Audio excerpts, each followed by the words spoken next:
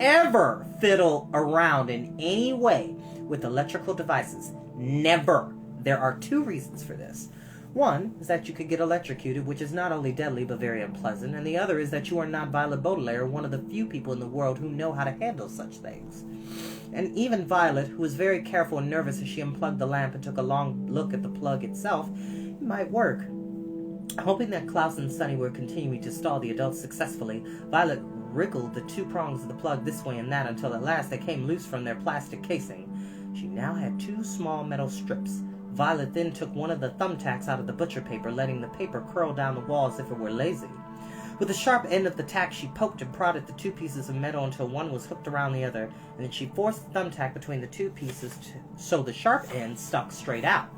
The result looked like a piece of metal you might not notice if it lay in the street, but in fact what Violet had made was a crude, the word crude here means roughly made at the last minute rather than rude or ill-mannered, lockpick. Lockpicks, as you probably know, are devices that work as if they were proper keys, usually used by bad guys to rob houses or escape from jail. But this one was one of the rare times when a lockpick was being used by a good guy, Violet Baudelaire. Violet walked quietly back down the stairs, holding her lockpick in one hand and crossing her fingers with the other. She tiptoed past the enormous door of the reptile room and hoped that her absence would not be noticed as she slipped outside, deliberately averting her eyes from Dr. Lucafon's car to avoid catching even a glimpse of Uncle Monty's body. The eldest Baudelaire walked toward the pile of suitcases. She looked first at the old ones belonging to the Baudelaires. Those suitcases contained, she remembered, lots of ugly, itchy clothing that Mrs. Poe had bought for them soon after their parents died. For a few seconds, Violet found herself staring at the suitcases, remembering how effortless her life had been before all this trouble had set upon them, and how surprising it was to find herself in such miserable circumstances now. This may not be surprising to us, because we know how disastrous the lives of the Baudelaires are, but Violet's misfortune was constantly surprising her, and it took her a minute to push thoughts of their situation out of her head and to concentrate on what she had to do. She knelt down to get closer to Stefano's suitcase, held the shiny silver padlock in one hand, took a deep breath, and stuck the lockpick into the keyhole, and went inside. But when she tried to turn it around, it scarcely budged, only scraped a little at the inside of the keyhole. It needed to move more smoothly or it would never work. Violet took her lockpick out and wet it with her mouth, grimacing at the stale taste of the metal.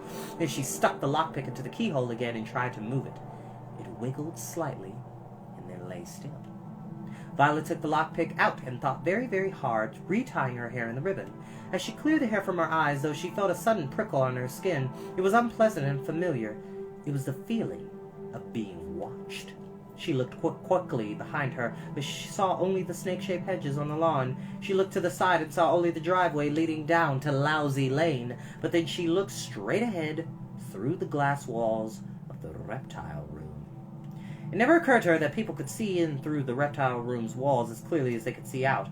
When she looked up, Violet could see through the cages of reptiles the figure of Mr. Poe leaping up and down excitedly. You and I know, of course, that Mr. Poe was panicking over Sunny and the incredibly deadly Viper, but all Violet knew was that whatever ruse her siblings had devised was still working. The prickle on her skin was not explained, however, until she looked a little closer, just to the right of Mr. Poe, and saw that Stefano was looking right back at her. Her mouth fell open in surprise and panic. She knew that any second Stefano would invent an excuse to leave the reptile room and come find her, and she hadn't even opened the suitcase. Quickly, she had to find some way to make her lockpick work.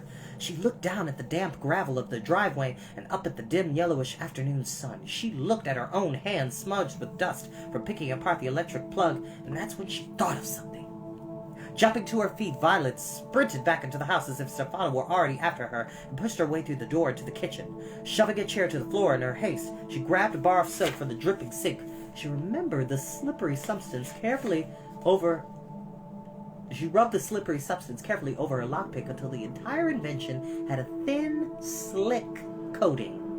Her heart pounding in her chest, she ran back outside, taking a hurried look through the walls of the reptile room. Stefano was saying something to Mr. Poe. He was bragging about his expertise of snakes, but Violet had no way of knowing that, and Violet took this moment to kneel down and stick the lockpick back into the keyhole of the padlock.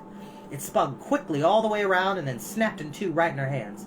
There was a faint sputter of sound as one half fell to the grass, the other one sticking in the keyhole like a jagged tooth. Her lockpick was destroyed. Violet closed her eyes for a moment in despair and then pulled herself to her feet using the suitcase to gain her balance. When she put her hand on the suitcase, however, the padlock swung open, and the case tipped open and spilled everything all over the ground. Violet fell back down in surprise. Somehow, as the lockpick turned, it must have unstuck the lock. Sometimes, even in the most unfortunate of lives, there will occur a moment or two of good fortune. It is very difficult, experts have told us, to find a needle in a haystack, which is why needle in a haystack has become a rather hackneyed phrase meaning something that is difficult to find. The reason it is difficult to find a needle in a haystack, of course, is that out of all the things in a haystack, the needle is only one of them. If, however, you were looking for anything in a haystack, that wouldn't be difficult at all, because once you started sifting through the haystack, you would most certainly find something. Hay, of course, but also dirt, bugs, and a few farming tools. Maybe even a man who had escaped from prison and was hiding there. When Violet searched through the contents of Stefano's suitcase, it was more like looking for anything in a haystack, because she didn't know exactly what she wanted to find. Therefore, it was actually fairly easy to find useful items of evidence. A glass vial with a sealed rubber cap, as one might find in a scientific laboratory. A syringe with a sharp needle like the one your doctor uses to give you shots. A small bunch of folded papers, a card laminated in plastic, a powder puff, and a small hand mirror. Even though she knew she had only a few more moments, Violet separated these items from the smelly clothes and the bottle of wine that were also in the suitcase, and looked at all their evidence very carefully, concentrating on each item as if they were small parts of which she was going to make an invention. And in a way, they were. Violet Baudelaire needed to arrange these pieces of evidence to defeat Stefano's evil plan and bring justice and peace into the lives of the Baudelaire orphans for the first time since their parents perished in the terrible fire. Violet gazed at each piece of evidence, thinking very hard, and before too long, her face lit up the way it always does, when all the pieces of something were fit together properly and the machine worked just the way it should. And that is where we will end for tonight. Again, I do apologize for being late. Typically, I'm here by 8:30, but like I said, I got home from the gym pretty late, so I do appreciate your patience. As always, I love you all.